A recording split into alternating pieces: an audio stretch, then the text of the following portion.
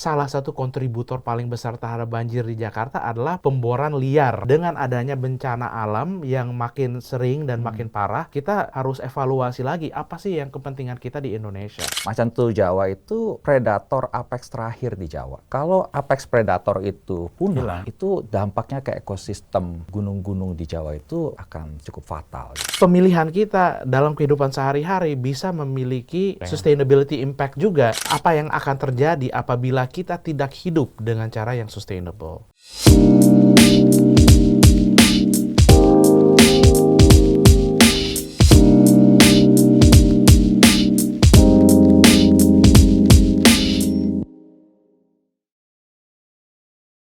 Tapi kantor kita juga berdekatan juga sih.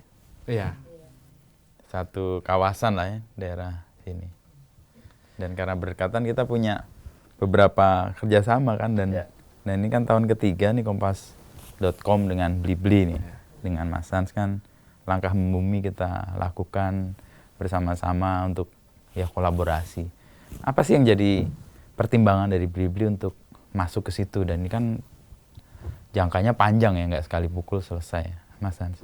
Ada beberapa faktor yang menjadi driver atau trigger untuk Blibli Ticket Group melakukan ini. Yang pertama adalah tentunya ya kita lihat perusahaan itu tidak hanya bisa memiliki driver ekonomis saja, tapi juga ada tanggung jawab lebih besar daripada itu. Dan kita juga lihat ya konsumen kita tuh makin peduli dengan sustainability, dengan topik-topik recyclability dan lain-lain. Jadi memang ada internal will untuk melakukan ini dan juga ada desire dari customer kita untuk match ya jadi. Betul. Jadi program ini memang sudah cocok untuk customer kita dan juga untuk ya zaman sekarang ini, di mana sustainability jadi concern makin tinggi di Indonesia.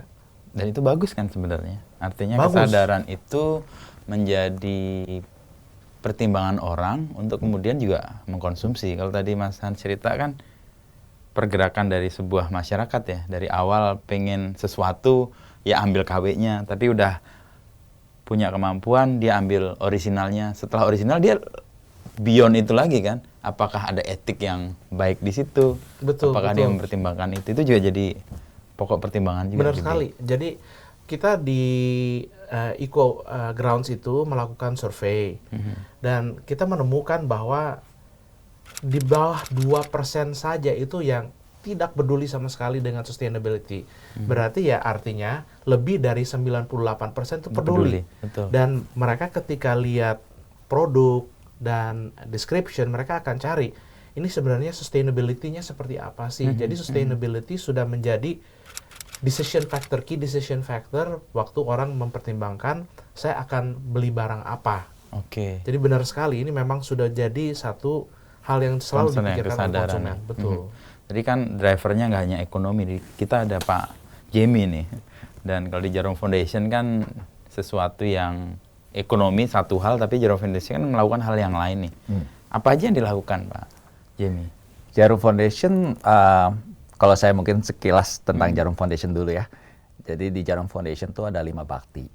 Jadi ada bakti sosial, bakti lingkungan, bakti olahraga, bakti pendidikan, dan bakti budaya.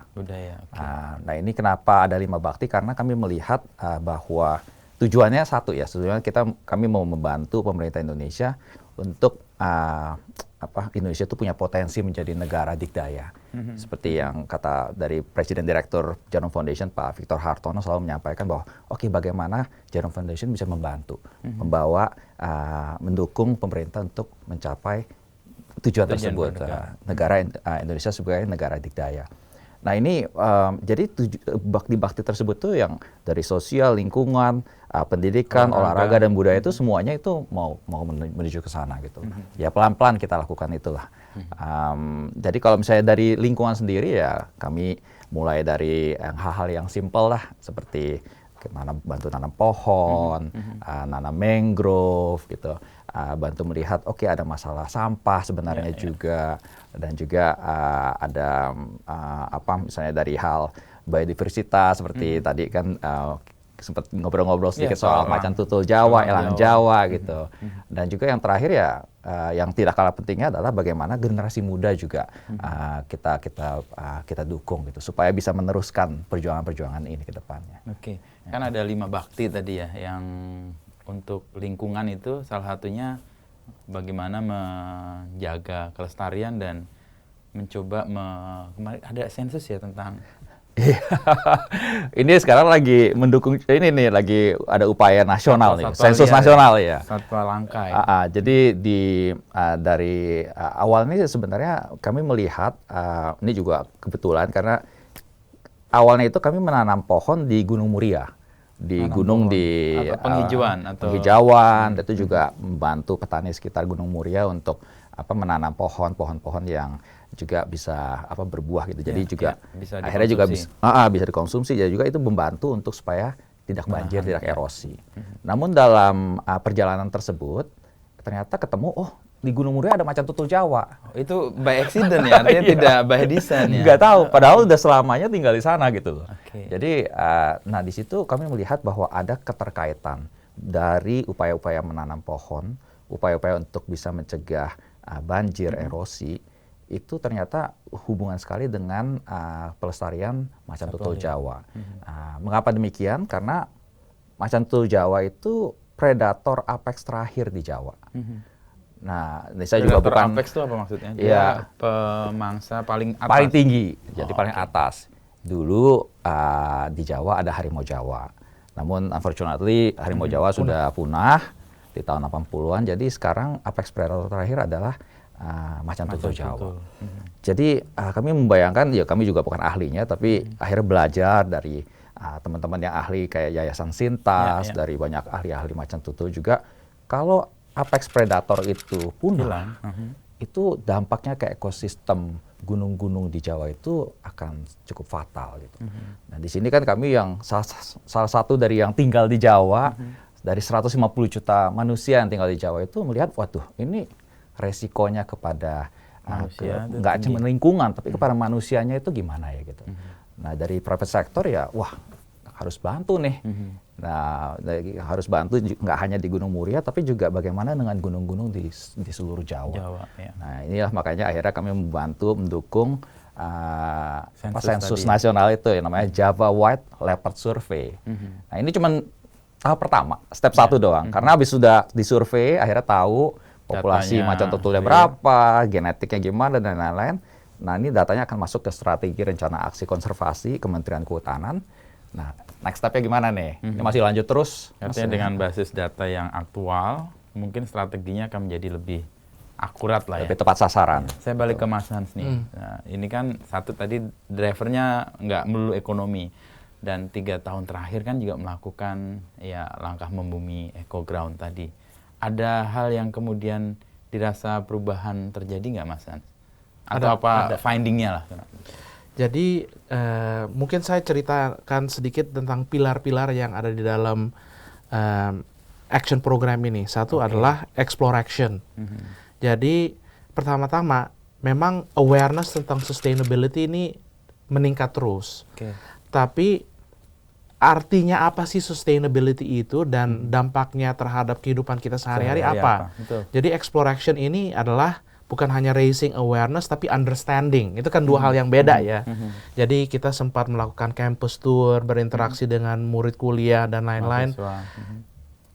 Biar benar-benar memahami apa yang bisa dilakukan dan apa yang akan terjadi apabila kita tidak hidup dengan cara yang sustainable. Terus yang pilar kedua adalah interaction. Nah, yang terakhir adalah collaboration. Di situ mungkin saya fokus karena di tahun ketiga effort kita ini, kita lihat animo dari masyarakat, dari pengambil keputusan di pemerintah, dan dari private sector itu meningkat terus. Sehingga partner-partner yang ikut terlibat di dalam action ini makin meluas. Itu indikasinya ya? Betul, jadi mereka lihat animo di masyarakat itu makin besar, dan karena ini juga effort yang berdasarkan ekonomi ya, ini keputusan pembelian yang bersifat sustainable key decision factor itu juga makin tinggi. besar. Dan network effect-nya ya adalah dengan partner-partner, dengan masyarakat, dengan pemangku kepentingan, kita bisa mendapat network effect yang lebih besar. Dan salah satu hasil konkret ini dari langkah membuat EcoGround ini, Pak, ini kita sangat bangga. Kalau tahun 2024 itu kita berhasil mengumpulkan donasi untuk sekitar 280 pohon kalau nggak salah, di bawah 300. Tapi tahun ini di atas 100.000 pohon. Apa yang ada di tanah? Mangrove atau berbagai jenis tipe tanaman? pohon, tapi memang berfokusnya kepada mangrove dengan beberapa partner termasuk ya Jejakin dan tentu saja rekan-rekan kita di Jarum Foundation. Secara perkembangan awareness-nya itu meningkat. Apakah aksi atau tindakan juga tercermin dari peningkatan awareness itu? Itu pertanyaan yang sangat menarik. Jadi selain dari apa yang menjadi pertimbangan waktu konsumen itu shopping, kedua adalah kita lihat behavior tamu kita waktu dia datang ke EcoGround. Oh, tercermin juga? Atau Iya, jadi kita survei. Contohnya naik apa nih datang ke sini? Naik ojol atau naik kendaraan pribadi. Nah, dari tahun-tahun itu naik mode transportasi yang ramah lingkungan itu naik. Sehingga di tahun ini itu lebih dari 65% itu naik public transport. Jadi kita lihat juga ya orang mengambil keputusan yang lebih ramah lingkungan. Setelah dia dapat pemahaman dan kesadaran tadi. Betul sekali. Tapi pemilihan tempat menentukan juga sih. Karena kemarin kan kita di Blok M ya. Ya, dan betul. Blok M itu kan semua sangat sentral hub untuk transportasi publik mudah ya. Nah, itu strategis juga sih membantu orang untuk kemudian mengambil keputusan karena memang dimudahkan. Ya. Kami ada satu riset sekaligus konfirmasi sih ke Mas Hans. Betul bahwa generasi muda itu makin muda, dia makin concern. Isu-isu sustainability jadi pertimbangan untuk mereka mengambil keputusan. Tapi ada fakta berikutnya, mereka akan melakukan perubahan ketika ada keuntungan ekonomi buat mereka. Itu 100% benar. Jadi kalau kita lihat yang namanya generasi muda itu, mayoritas dari pengunjung di EcoGround ini di bawah umur 25. Oh, mayoritas. Akan tetapi, ya ini yang early career itu kita juga harus mengakui bahwa kalau misalnya mengambil keputusan konsumsi yang sustainable itu harganya 20% lebih mahal daripada non-sustainable, mustahil itu dilakukan. Jadi kita memiliki peran juga untuk menyediakan pilihan konsumtif yang harganya tidak terlalu jauh beda atau sama dengan yang boleh dibilang non-sustainable atau konvensional. Jadi ya masing-masing pihak, bukan hanya retailer, tapi pemerintah juga dengan insentif fiskal itu memiliki ya tanggung jawab untuk memberi pilihan konsumsi yang lebih ramah lingkungan. Betul. Dan dalam konteks itu kan berarti ada kerjasama atau saling memberi pemahaman ke pihak-pihak lain kan, supaya bisa menyatukan visi kah atau membuat, ayo kita sepakat benda-benda atau barang-barang yang sustainable itu bisa affordable deh gitu. Kan itu butuh ada kesepakatan. Dan di beli-beli tiket action itu kan menaungi berapa unit, itu dibagikan juga insight macam itu, dan kemudian apa aja yang dilakukan di beli-beli tiket action itu. Jadi kalau kita lihat strukturnya Blibli Ticket Group ya, sebenarnya itu Blibli berada di holding. Jadi kita Blibli itu holdingnya. Kayak tadi kalau Jarum Foundation holdingnya adalah Jarum. Betul. Nah, di bawahnya Blibli itu kita ada tiket, kita ada Deko Rumah, kita ada Range Market. Nah, masing-masing perusahaan ini itu semuanya berpartisipasi di dalam EcoGround. Nah, jadi misalnya dari Deko Rumah, bagaimana ini ada itu dekat rumah saya di BSD. Ada. Sudah pernah masuk belum, Pak? Udah dong. Terima kasih. Nah, itu di dalam EcoGrounds-nya itu dikasih lihat ya manufacturing proses yang ramah lingkungan.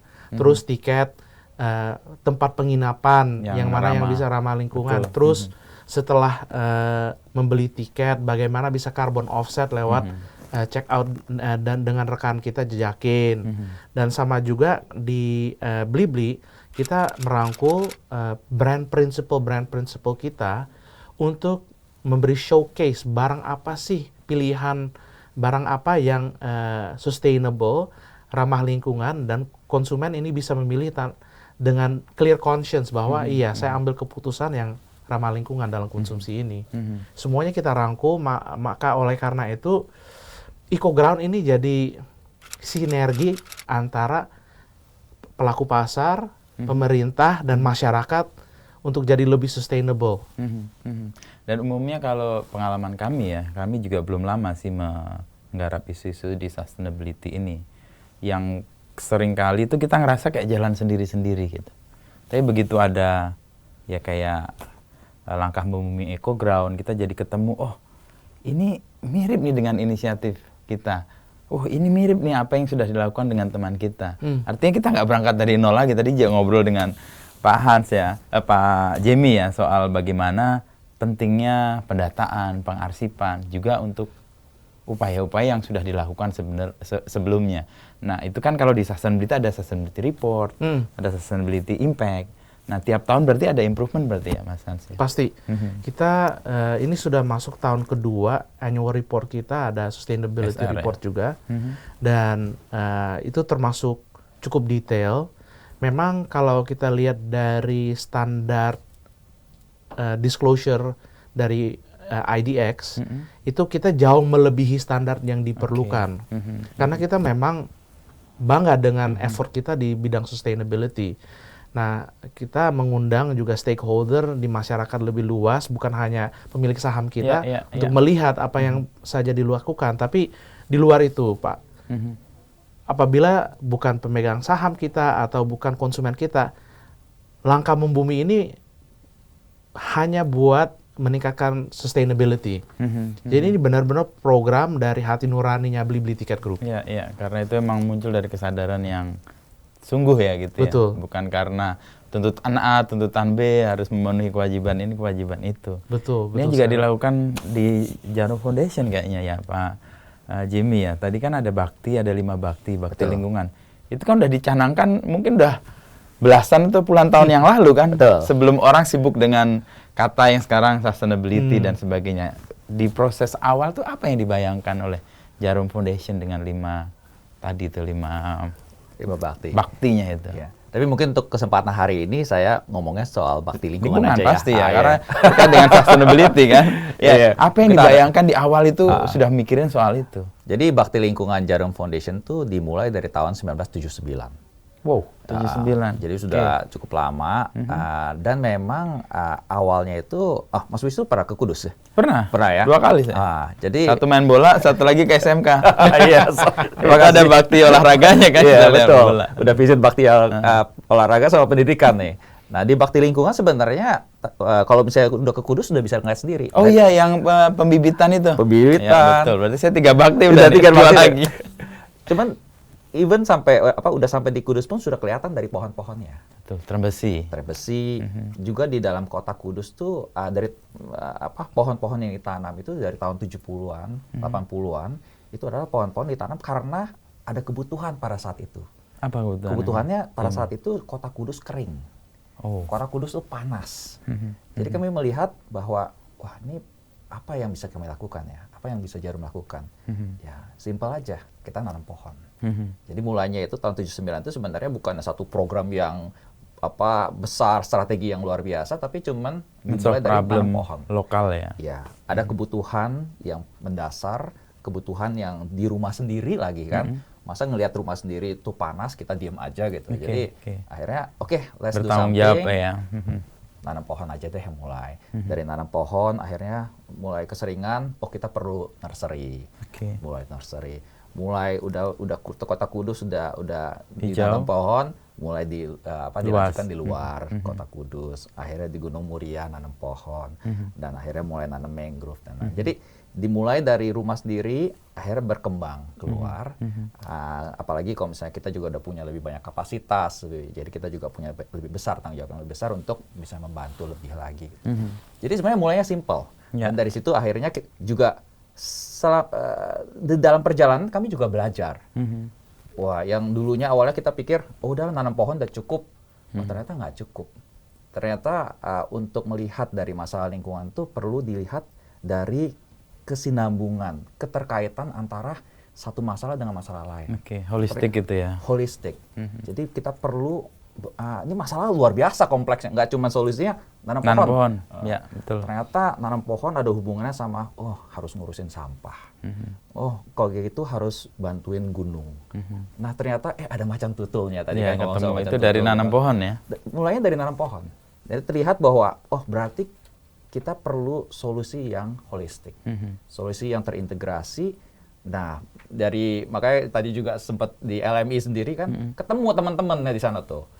Ternyata untuk mencapai untuk mendapatkan solusi itu perlu kolaborasi. Betul. Perlu ketemu sama Avengers lain gitu yang punya superpower lain.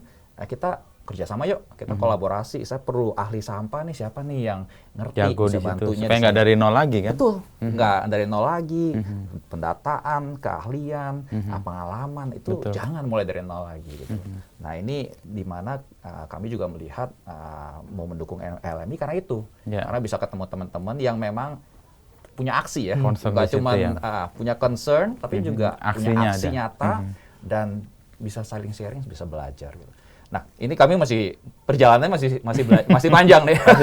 Makanya butuh banyak orang. Katanya kan kalau mau jalan cepat jalan sendiri, tapi kalau mau jalan jauh, itu harus dengan yang lain. Dan LMI itu kan jadi tempat orang ketemu teman-teman seperjalanan kan. Betul. Jadi kita punya concern yang sama, tapi dia aksinya seru nih, kayaknya bisa kita mulai dengan cara itu, karena umumnya kan kalau di sustainability orangnya inklusif kan. Betul. Jadi lo mau adopsi cara kami, mau adopsi apa yang sudah kami lakukan, nggak lagi dari nol, toh diterima juga. Dan LMI jadi ruang itu ya Mas? Betul, karena kita coba membantu konsumen untuk sadar bahwa the change starts with you.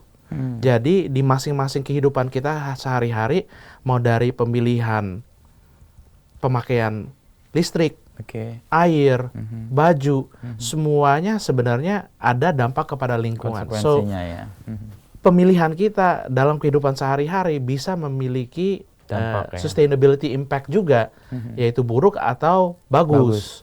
Jadi ya dengan exploration kita coba memberi pemahaman. Kalau pilih A ya dampaknya apa, pilih B dampaknya apa.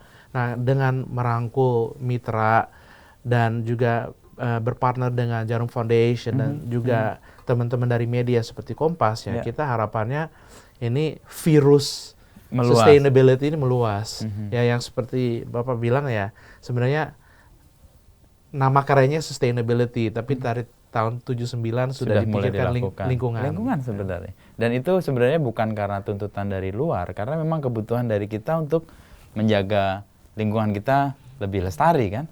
Tadi nanam pohon karena perasaan ini kok Kudus panas banget gitu. Masa kita biarin rumah kita panas. Jadi berangkat dari sebenarnya kan itu kayak tanggung jawab kan, bukan tuntutan kan. Beda kalau orang dituntut sama orang bertanggung jawab.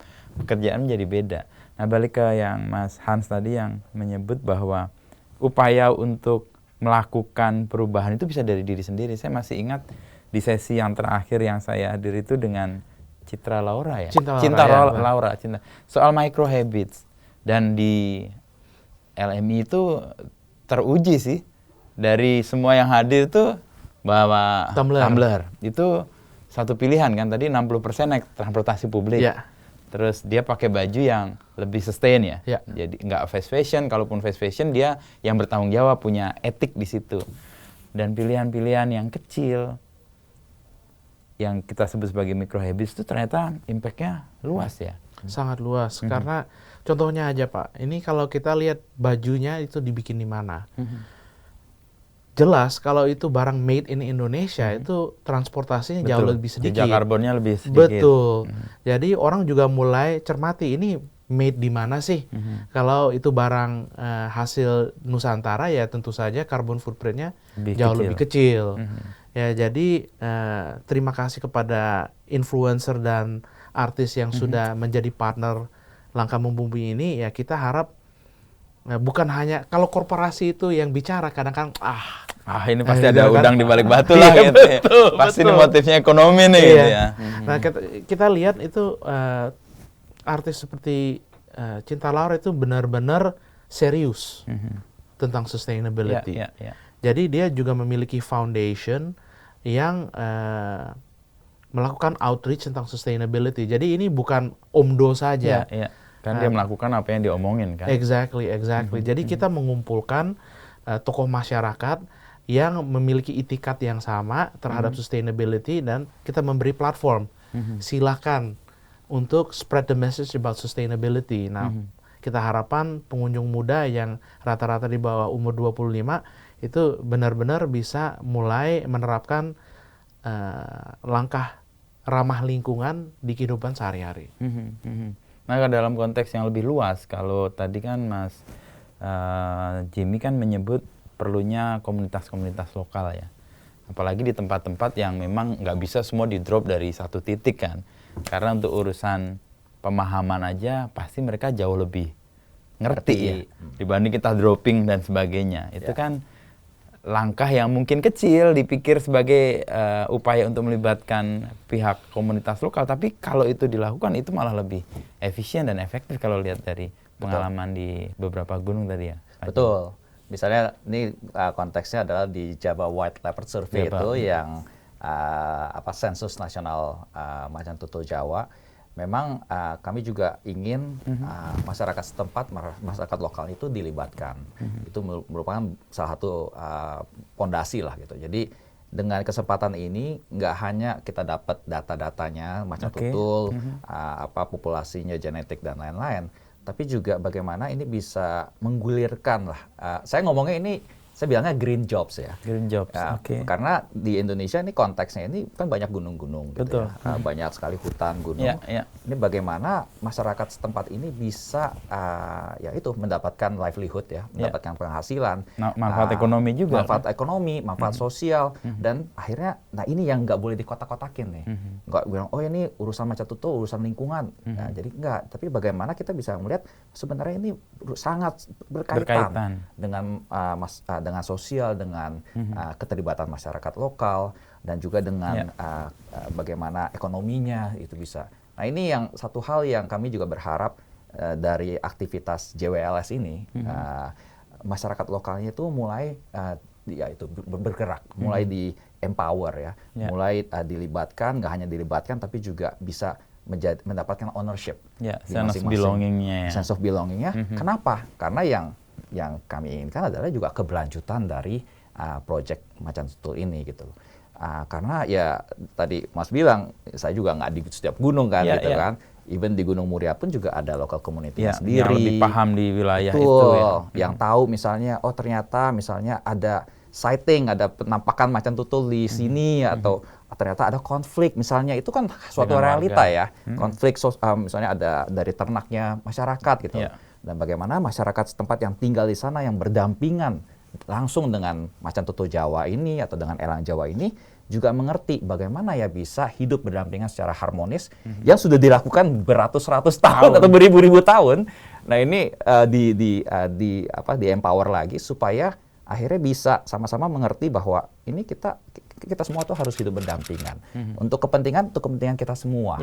Nah jadi kalau gunungnya dijaga, macan tutul Jawanya juga dijaga, hutannya dijaga, tentunya ya notabene yang tinggal di sekitar, yang kota-kota juga terjaga, tidak banjir, tidak erosi. Nah pengetahuan ini ya, yang awareness ini saya harapkan tuh bisa semakin berkembang. Diluaskan. Nah generasi muda inilah influencer ini yang harapannya juga bisa terus bisa terus mengkomunikasikan dan mempengaruhi baik ini gitu loh. Keterkaitan ini. Jadi nggak yang cuman itu masalahnya LSM lingkungan gitu. Oh ini adalah masalahnya petani gitu. Ini masalah pemerintah, ini masalahnya perusahaan gitu. Tapi enggak, harus sinergis. Ya jalan bertahun-tahun di isu-isu lingkungan dan sustainability, kita makin sadar bagaimana nggak bisa jalan sendiri sih. Nggak bisa. Sevisioner apakah kita, punya sumber daya segede apapun, kita pasti nggak bisa jalan sendiri. Pasti ada lubang yang harus diisi oleh yang mereka yang punya capability itu ya. Dan tadi kalau hasil sensusnya boleh dibocorin dulu nggak Mas? Waduh, kita punya rahasia nih, ada berapa banyak macan tutul di Jawa dan sebarannya di mana aja kalau boleh disebut? Wah, kalau sebaran sebenarnya banyak ya. Jadi untuk Kita harus waspada di sini ada macan tutul nggak?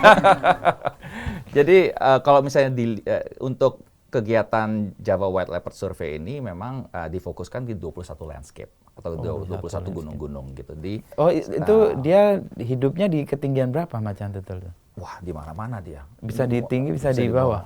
Dan daya jangkaunya luas ya. Jangkauannya juga cukup luas Oke, gitu loh. oke. Jadi malah kadang-kadang ada data-data yang kami juga belajar. Saya bukan ahlinya macan tutul, gitu. Jadi saya juga mendengarkan dan belajar dari para ahlinya, dari temuan-temuan yang dilaporkan. Malahan jejak-jejak macan tutul itu bisa sampai dekat sekali dengan masyarakat. Serius? Tidur di belakang sekolah misalnya gitu. Jadi kan itu kan kayak waduh. Tapi, ketemu jejaknya. Iya. Jadi tapi kan ya ini adalah kenyataan gitu bahwa di Jawa memang kenyataannya seperti ini gitu. Nah sebenarnya lebih ke arah bagaimana masyarakat di sekitar bisa hidup berdampingan dengan baik secara harmonis supaya ya itu ada keterkaitan bahwa menjaga satwa liar macan tutul Jawa ini sama dengan menjaga diri kita sendiri gitu. Nah, kalau tadi soal bocoran saya masih belum ada datanya. Kayak nggak sengaja nggak dibocorkan. Tunggu aja nanti mudah-mudahan sensusnya akan selesai di pertengahan tahun depan. Nah, ini juga adalah program Kementerian Kehutanan di mana kami di Jarum itu salah satu dari 8 perusahaan yang mendukung program Java White Leopard Survey ini. Gitu. Ya kedepannya setelah menghasilkan data yang lebih terbarukan dari hasil sensus ini. Jadi memperbarui data lama ya? Memperbarui data lama dan juga memperbarui satu dokumen namanya Strategi Rencana Aksi Konservasi. Nah, dari Strategi Rencana Aksi Konservasi. Atau SRAK. Ya, SRAK Macan Tutul Jawa. Nah dari situ harapannya adalah ini adalah dokumen Kementerian Kehutanan. Nah harapannya dari dokumen ini akan mempertajam strategi yang ada dan juga lebih tepat sasaran. Betul. Dan juga untuk setiap gunung itu ada strategi yang sendiri-sendiri. Karena unik ya. Unik, lokasinya mungkin juga dari keadaan satuannya, makanannya gitu ya. Mungkin juga ancamannya dari daerah sekitar dan lain-lain. Nah harapannya itu dengan adanya strategi yang lebih tepat sasaran, yang lebih matang dengan data-data yang terbarukan, semoga stakeholder yang lain yang mungkin tinggal di sekitar gunung-gunung itu terpanggil mau membantu. Semakin banyak perusahaan, nggak cuma 8 perusahaan, semakin banyak perusahaan bisa ikut membantu. Itu harapan besar kami di Jarum itu adalah semakin banyak lagi stakeholder dari pihak swasta tentunya yang bisa membantu ini. Karena ini penting sekali, ini hubungannya langsung ke manusia, semua, termasuk juga ke pihak swasta gitu.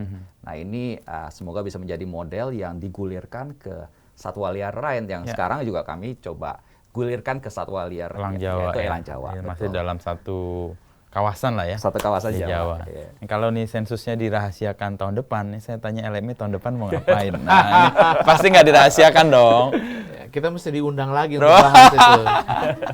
Nah ini mungkin perlu digarisbawahi bahwa EcoGrounds ini bukan one-off event. Betul.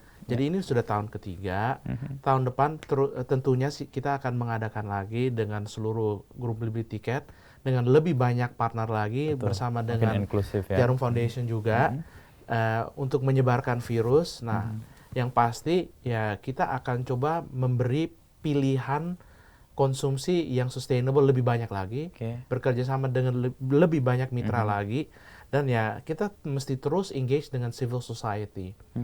Bagaimana caranya itu ya lewat melakukan aktivitas yang digemari oleh civil society yang populer sekarang, padel. Wah, ini padel kita ada tuh Pak, dan kita juga menitip pesan sustainability di situ. Di olahraga itu. Ada juga lari. Nah di situ juga kita menitip pesan sustainability. Nah, kita juga berinteraksi dan engage dengan lembaga pendidikan seperti universitas. Nah, semua avenue itu kita akan pakai di tahun depannya untuk lebih menyebar lagi virus sustainability. Tapi ada kesadaran tadi ya bahwa kita perlu membuka pintu selebar-lebarnya untuk makin banyak orang bisa bersama-sama memviruskan ini tadi kalau bahasanya Mas Hans kan virus ini tersebar dengan lebih luas dan lebih cepat ya. Sehingga dengan itu orang punya kesadaran perubahan lalu menjadi aksi. Tapi PR-nya juga kalau kita melihat ya, dan kita kan ada di Indonesia kan, realitanya kan nggak seindah itu ya. Betul. Kalau Mas Hans lihat tantangan sustainability yang paling real ya di Indonesia, dari pengalaman ya, mungkin juga dari riset atau dari LMI 3 tahun ini, apa sebenarnya kalau Mas Hans lihat? Memang pilihan konsumtif untuk barang yang sustainable itu masih tergolong sedikit. Pilihannya sedikit. Betul. Oke. Dan kita di Indonesia juga awareness di label-label apa yang mesti dicari untuk memastikan ini sebenarnya sustainable atau tidak itu tidak jelas. Oke. Jadi ya untuk menyari barangnya kalau belum ada awareness-nya itu tidak gampang. Terus barangnya juga tidak banyak. Dan ketiga ya seringkali yang kita tadi sudah bahas ada green premium. Green premium. Yaitu adalah barang pricing. green sedikit lebih mahal. Ya, pricing, nah ini di negara yang developing seperti Indonesia ini harga masih jadi pertimbangan utama. Betul. Jadi ya dengan bertumbuhnya ekonomi Indonesia dan middle class Indonesia kita harap ya ini jadi berkurang pentingnya. Tapi at the same time kita juga bekerja sama dengan partner kita untuk coba meminimalisasi green premium ini. Oke. Sehingga harga untuk benda-benda yang sustainable itu affordable buat masyarakat. Dan mungkin yang terakhir ini sebenarnya kan ada plus and minusnya dalam arti dampak langsung dan dampak orde kedua dan ketiga. Nah, misalnya kalau buat saya murah, tapi nanti rumah saya kebanjiran. Betul. Itu kan net off-nya itu tetap minus kita. Betul. Awalnya mungkin menguntungkan, tapi jangka menengahnya atau bahkan panjangnya. Okay. Dan ya seperti kita semua mengetahui dengan ada kejadian tragis di Indonesia itu bencana itu kita makin aware bahwa pilihan sustainable itu harus menjadi way of life. Dan kita juga harus mempertimbangkan yaitu jangan lihat harga belinya saja, tapi lihat juga ya di seputar kita dampak konsumsi kita terhadap alam itu seperti apa. Nah, saya percaya kalau kita semua hal itu dilakukan ya lama-lama dengan bertumbuhnya volume pembelian barang yang sustainable, harga bisa turun sampai itu sama atau bahkan lebih murah daripada barang konvensional. Jadi emang ada upaya yang perlu dibangun bersama ya. Itu kan ada kesepakatan di antara para produsen akhirnya kan. Kalau satu pihak aja yang melakukan dan mendorong itu sementara majority-nya enggak, dia kan pasti akan cost produksinya akan lebih mahal. Betul. Dan dia nggak banyak tersebar. Betul. Akhirnya pilihan juga nggak banyak. Betul. Tapi secara ekonomi mungkin dekat, tapi dampak ikutannya yang kita nggak sadar bahwa kita konsum hari ini sesuatu yang ya murah lah gitu. Tapi ternyata dampak luasnya itu panjang gitu, jadi bencana ya. Ke Pak Jimmy deh, kalau dalam konteks lingkungan ya tadi, bakti lingkungan di Jarum dilakukan sejumlah hal, salah satunya adalah memastikan hewan-hewan langka ya, hewan yang nyaris punah dan itu ketemunya kan nggak sengaja tuh. Nah, saya penasaran aja, ketika ketemu lalu kemudian gimana meyakinkan pihak di Jarum, kita kayaknya harus turun ke sini deh, menghandle ini kan tadinya cuma menanam pohon doang kan, ketemu macan ini gimana? Betul. Memang kan ada switch kan? Betul. Saya masih ingat itu hari itu. Jadi ketika kami pada saat itu tahun 2018 kalau nggak salah, kami pada saat itu lagi bekerja sama dengan Yayasan Konservasi Alam Nusantara, ya kan, untuk melakukan assessment di Gunung Muria. Jadi Gunung Muria itu persisnya di Kudus ya? Ada tiga kabupaten, Pati, Kudus, sama Jepara. Pati, Kudus, sama Jepara. Jadi waktu pas melakukan assessment itu termasuk salah satunya adalah biodiversity assessment. Pasang kamera trap, kita juga ini baru nih, pasang kamera trap seperti apa? Ternyata ketemu macan tutul itu. Jadi memang kami juga, ternyata ada tuh macan tutul Jawa. Dari situ kami belajar apa sih macan tutul Jawa, peranannya apa sih namanya dalam apex predator gitu. Lalu juga mulai kontak teman-teman yang ahlinya gitu, dari akhirnya ketemu sama Yayasan Sintas gitu ya, dengan Mas Bibak gitu yang ngobrol. Yang sekarang lakukan sensus dan pendataan. Yang membantu melakukan sensus gitu di seluruh Jawa saat ini. Jadi memang pada saat itu ketika selagi kita belajar, ya kami belajar untuk apa ini sih macan tutul dan dampaknya kepada ekosistem dan upaya yang kami coba lakukan, yaitu konservasi, restorasi Gunung Muria. Oh ternyata peranan macan tutul ini sangat kritikal, sangat penting sekali gitu.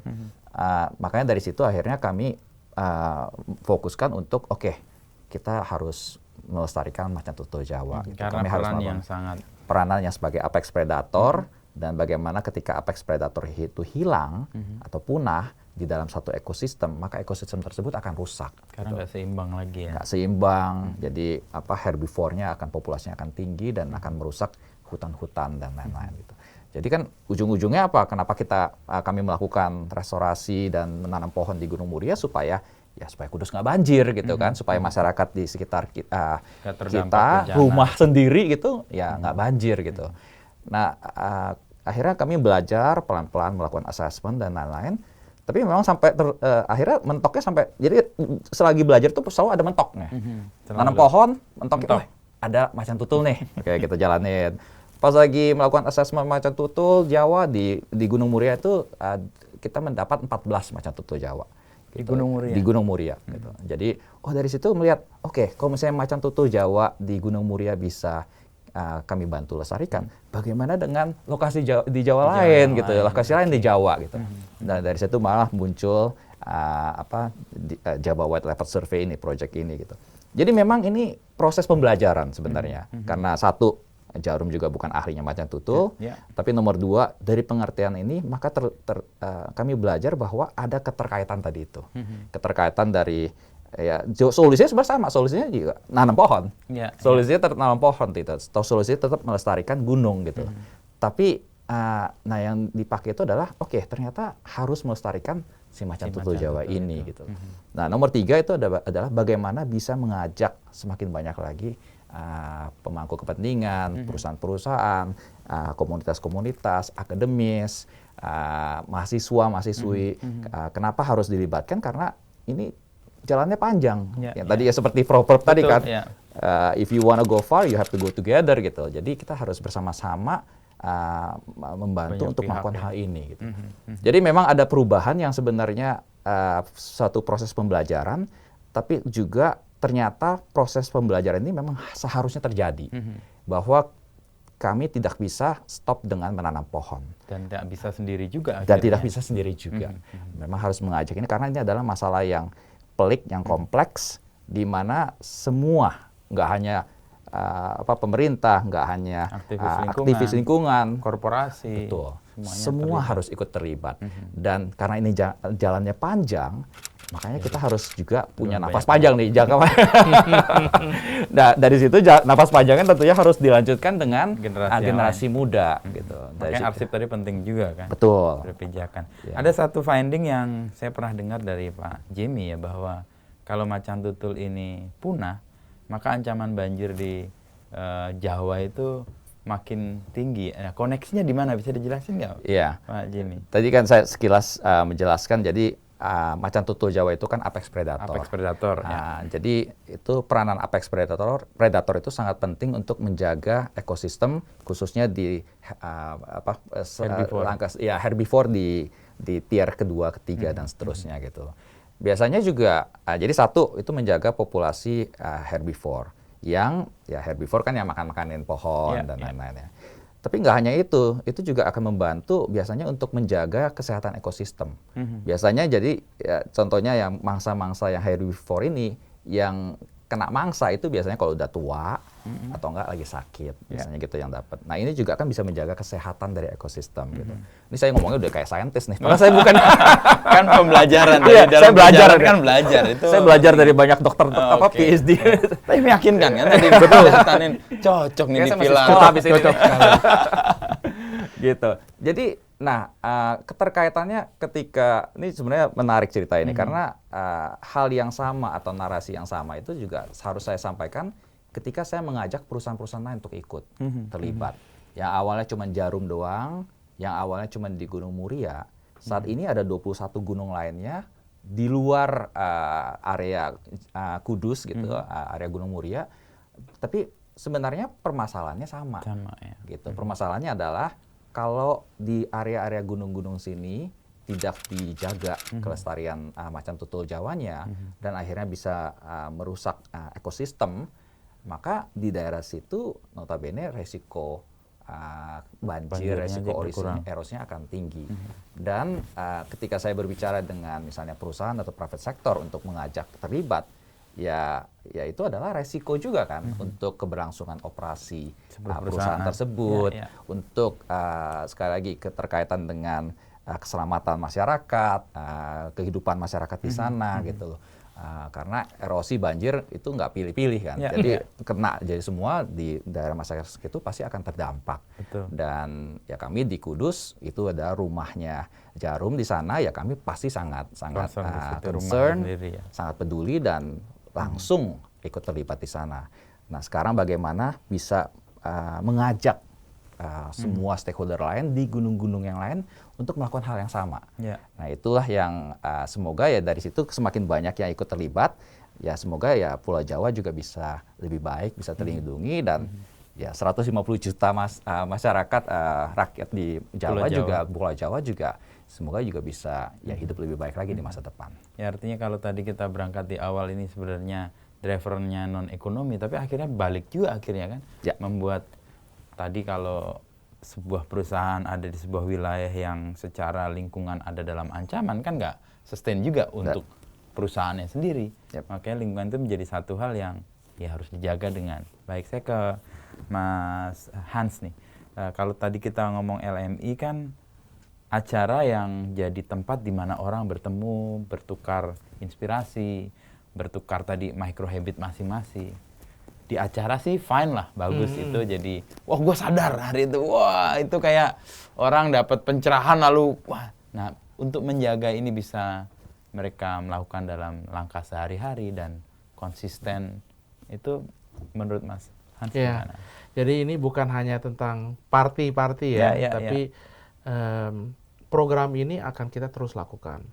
Jadi bukan hanya pada waktunya ada Eco Grounds, tapi sepanjang tahun kalau melihat akun Instagram khusus yang kita bikin buat Langkah Membumi ini, nah itu bisa dilihat kita mengajak civil society juga untuk terlibat terus di aktivitas sustainability kita. Salah satu contohnya adalah di kantor Blibli ini kita menyediakan tempat penitipan baju bekas. Nah kemudian baju bekas ini kita daur ulang atau lebih tepatnya upcycling kata kerennya supaya bisa bikin baju lagi. Nah dari total baju yang dikumpulkan kita bisa produksi lebih dari 750 meter kain upcycled yang kemudian kita bisa pakai untuk bikin baju baru. Nah ini terus-terusan kita akan jalankan program-program seperti ini yang menyentuh kehidupan orang sehari-hari. Jadi misalnya ada baju udah bolong-bolong, waduh udah jelek nih, udah nggak bisa buat tidur aja udah nggak nyaman. Kasihlah ke kita supaya kita bisa recycling. Ya. Ada juga misalnya ada barang elektronik yang sudah tidak berfungsi lagi. Itu di Indonesia untuk mendaur ulang limbah elektronik itu masih sangat minim yang disediakan secara resmi. Jadi apa yang kita lakukan, mau itu dibeli di Blibli atau tidak, silahkan diserahkan kepada kita.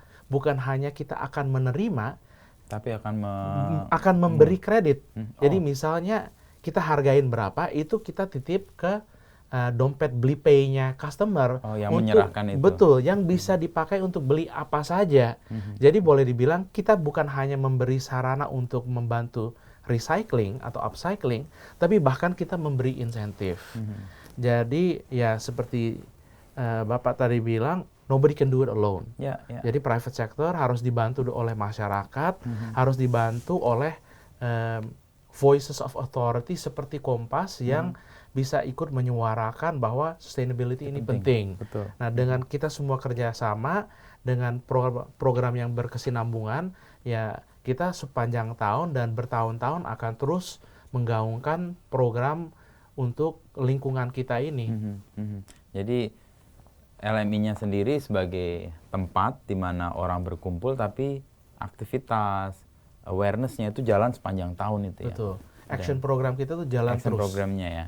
Dan itu kalau lihat tadi yang dilakukan oleh Blibli ya, dan mengumpulkan pakaian-pakaian bekas. Kalau saya habis nonton satu dokumenter tuh di Netflix itu tentang bagaimana fast fashion dan industri ini sangat tidak bertanggung jawab gitu ya, dan menyerahkan kepada konsumen, dan konsumen yang nggak bertanggung jawab akhirnya membuangnya kemana-mana. Dan Indonesia malah jadi salah satu tempat itu kayak kebagian sampah dari fast fashion. Tapi ada langkah itu, responnya bagaimana Mas? Naikkah atau stuck, atau ada finding yang lain soal orang mengumpulkan kain lalu dijadikan tadi berapa, Lebih dari 750 meter. 750 meter. Itu angka yang tidak kecil tapi juga nggak besar juga sebenarnya. Betul. Memang kita terus coba menaikkan animo sustainability baik di populasi customer kita dan di luar. Mungkin yang paling solid yang kita bisa lakukan itu juga bekerja sama dengan partner logistik kita, contohnya Pak, untuk melakukan efisiensi di rute-rute pengiriman. Jadi kita cukup unik nih di Blibli, di mana di platform yang lain customer itu boleh memilih partner logistiknya itu siapa aja. Kalau di Blibli tidak, karena kita ada kriteria efisiensi di belakang, dan kita akan pilih partner yang paling efisien. Jadi ya sustainability udah built in di dalam sistem kita. Yang kedua juga adalah karena kita salah satu pemain paling besar untuk trading di e-commerce, yang artinya itu kita beli terus kita jual ulang, kita memiliki kontrol lebih tinggi atas warehousing dan packaging kita. Ya, betul. Nah, packaging kita itu sangat unik karena packaging kita itu sangat sustainably sourced.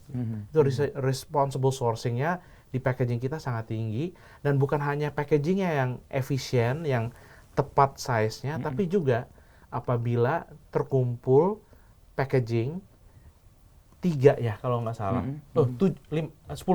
Nah, 10 itu kita akan ambil secara cuma-cuma dan kita akan menanam pohon untuk customer. Untuk nebus itu ya? Iya, jadi 10 package kasih tahu kita akan kirim kurier untuk ambil, terus kemudian kita akan menanam pohon juga. Atas 10 itu? Betul, jadi ya kita sudah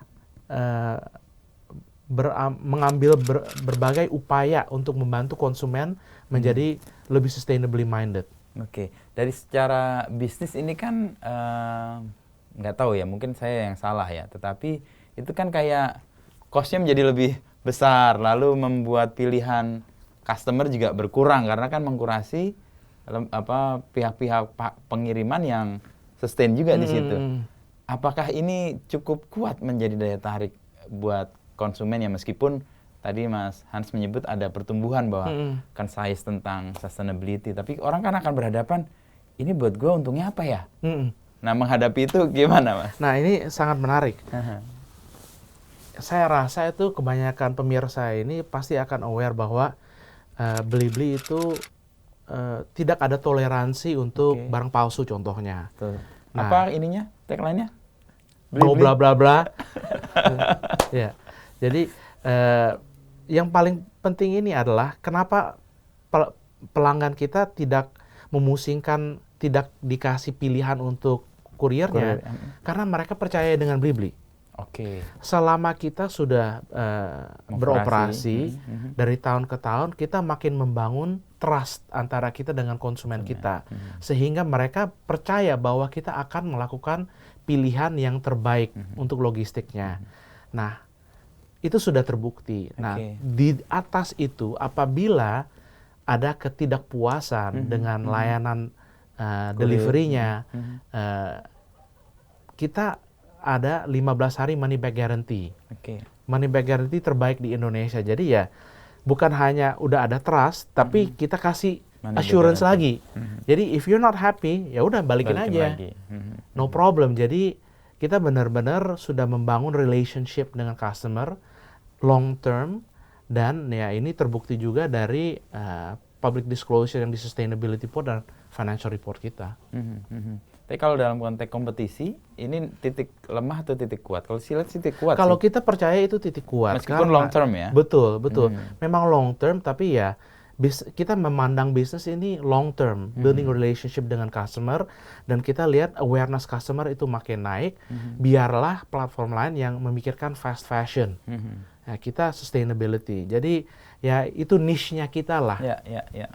Dan bagian dari kayak strong point juga ya. Betul. Untuk membedakan karena banyak sekali kan. Betul. E-commerce yang juga melakukan hal yang sama untuk melayani konsumen. Betul. Ya? Kita pede dengan value proposition kita yang dibangun atas trust, atas pilihan terbaik untuk customer. Bahwa kita bisa melayani customer online dan offline.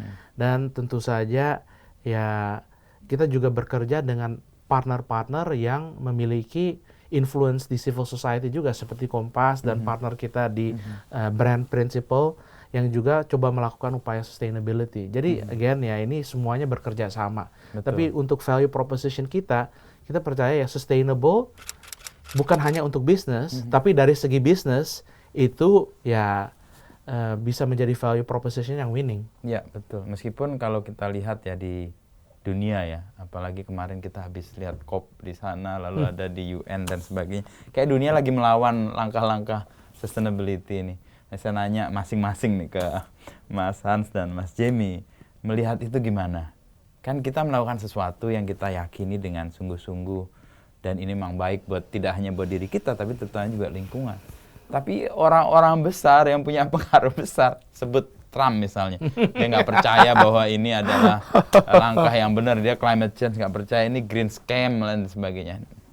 Orang-orang yang main di sustainability dan lingkungan gimana responnya?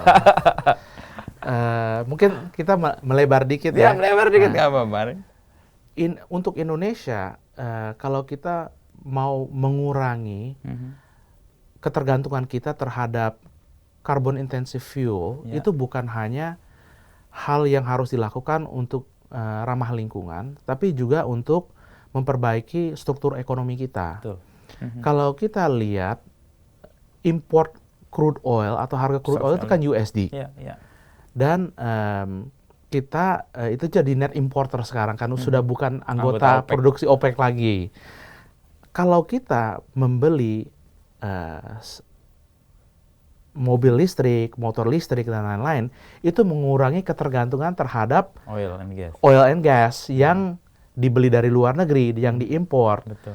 Kita memiliki sangat banyak produksi listrik di Jawa, malah kelebihan. Marilah kita pakai itu. Jadi untuk saya itu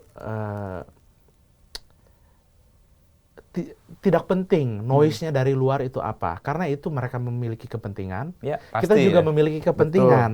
Nah, dengan adanya bencana alam yang makin sering dan makin parah, kita harus evaluasi lagi apa sih yang kepentingan kita di Indonesia.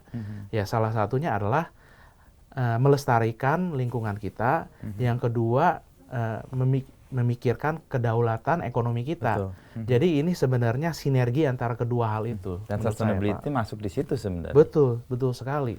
Pihak luar juga punya kepentingan mengatakan bahwa ini green scam atau ini climate change adalah hoax dan sebagainya. Dia punya kepentingan untuk melakukan ekspor terus menerus. Maka oleh karena itu lewat dialog seperti ini dengan pakar-pakar, dengan tokoh masyarakat, dan lewat forum seperti ini, kita ingin mengedukasi konsumen supaya mereka bisa bikin keputusan yang lebih educated.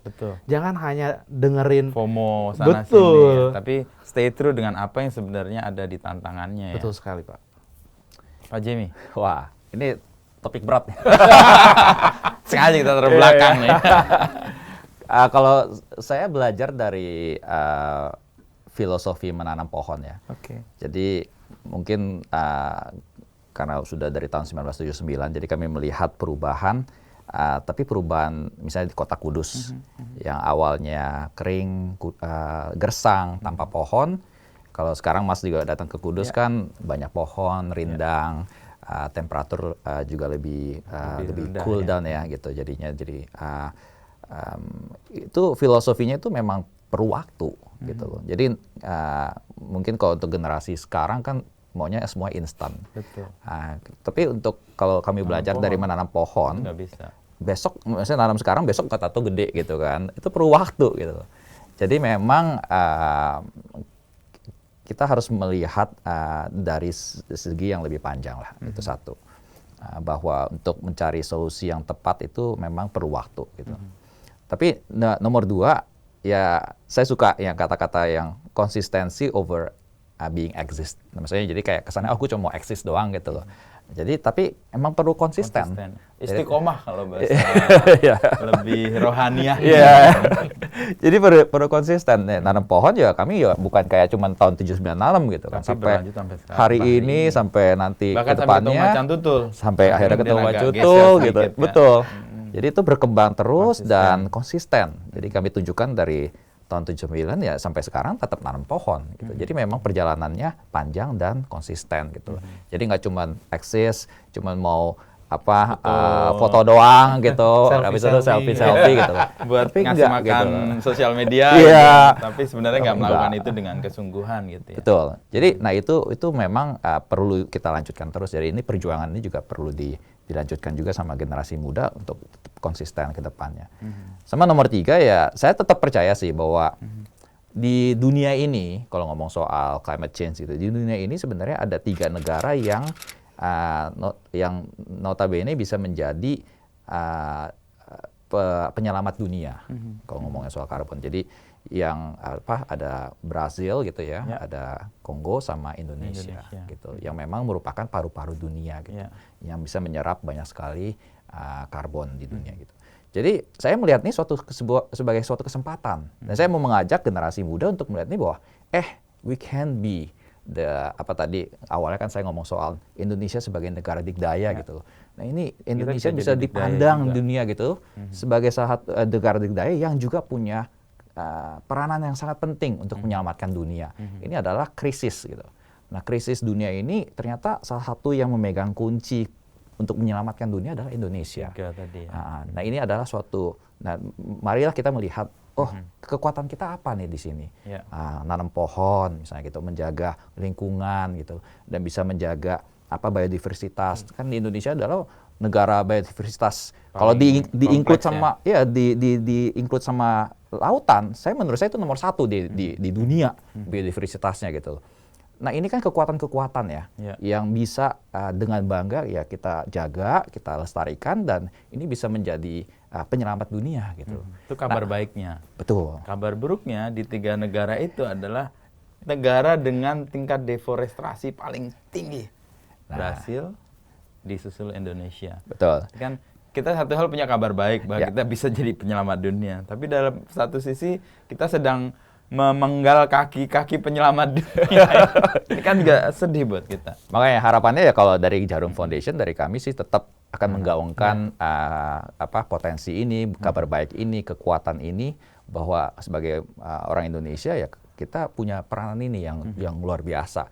Ya semoga ya Indonesia bisa tercatat di sejarah dunia sebagai bagian dari negara peranan penting untuk menyelamatkan dunia dari krisis iklim, bukan sebaliknya. Jadi memang, untuk generasi muda itu ya saya mau mengajak ini masa depan yang kayak apa yang kita mau capai gitu. Karena kuncinya ada di kita semua saat ini gitu loh. Jadi makanya masa depan yang apa nih yang dunia yang lebih baik, dan bagaimana peranan Indonesia ke depannya gitu loh untuk menyelamatkan dunia gitu. Jadi di sini saya rasa ya seperti wadah seperti LMA itu sangat baik karena kita ketemu. Betul. Bisa belajar bahwa mereka yang merasa frustrasi atau sendiri punya teman untuk bisa jalan bareng, untuk menjaga istiqomahnya tadi, konsistensinya terus panjang gitu ya. Betul. Dan persis kayak prinsip nanam pohon tadi. Betul. Nggak bisa hari nanam besok udah ada daun-daun yang bisa menyerap karbon gitu. Even sawit juga nggak begitu juga kan. Langsung kemarin rame itu kan. Tapi ada satu, mungkin sekali penutup. Ada 3 hal yang membuat kita abadi sebenarnya. 1, menanam pohon, ini dilakukan oleh Jarum kan. Karena pohon kan dia akan umurnya jauh melampaui usia kita yang fana kan. Kita paling berapa? 80, kalau beruntung 90 mungkin ya. Yang kedua adalah menikah dan berketurunan. Itu anak atau generasi kalau kita ngomong kan, itu akan melanjutkan mimpi kita yang mungkin pendek karena usia kita. Yang ketiga adalah menulis buku. Nah, saya memanggil lagi nih Pak Jamie karena nanam pohonnya udah ya berkeluarga berketurunan, artinya kalau di perusahaan kan ya Jarum dan anak-anak perusahaannya banyak banget. Sekarang beli tiket action aja itu udah 16 kan. Itu artinya cucu atau cicit itu bahkan kan udah beranak pinak, artinya akan yang tadi menulis buku. Menulis buku ini findingnya kan banyak bagus-bagus tadi yang ngomong soal Java Leopard tadi ya. Apa yang bisa kita catatkan, dan kemudian kalau inisiatif ini bisa dilanjutkan generasi berikutnya nggak harus berangkat dari nol lagi, dicatat lagi nih. Saya tagih nih Mas. Aduh, saya sangat terbuka Mas. Kalau misalnya ada Mas Wisnu dan teman-teman rekan-rekan penulis yang memang ini bagian, sekali lagi ini ekosistem dan misalnya di sini contohnya Macan Tutul Jawa, begitu banyak sekali pengalaman, data yang mungkin tidak bisa diulang lagi, gitu loh. Bagaimana kerjasama, dokumentasi, kolaborasi di lapangan, pembelajaran seperti apa gitu loh. Nah itu kalau semuanya itu pengalaman itu bisa dirangkum di dalam satu buku itu atau dalam satu dokumentasi, itu akan sangat baik. Nah kami bukan ahlinya, jadi kami nyari ahlinya itu juga. Yang ahli Macan Tutul ada, yang ahli nulis juga harus ada gitu. Jadi bisa saling melengkapi sehingga memang ya ini perlu panjang, jalannya panjang. Dan kalau ngomong soal lingkungan itu sangat integrated, interconnected antar menanam pohon, menjaga lingkungan sama menjaga Macan Tutul Jawa gitu. Itu saling nyambung, saling integrated, dan juga kolaborasi di setiap stakeholder, setiap pemangku kepentingan juga itu juga saling terkait gitu.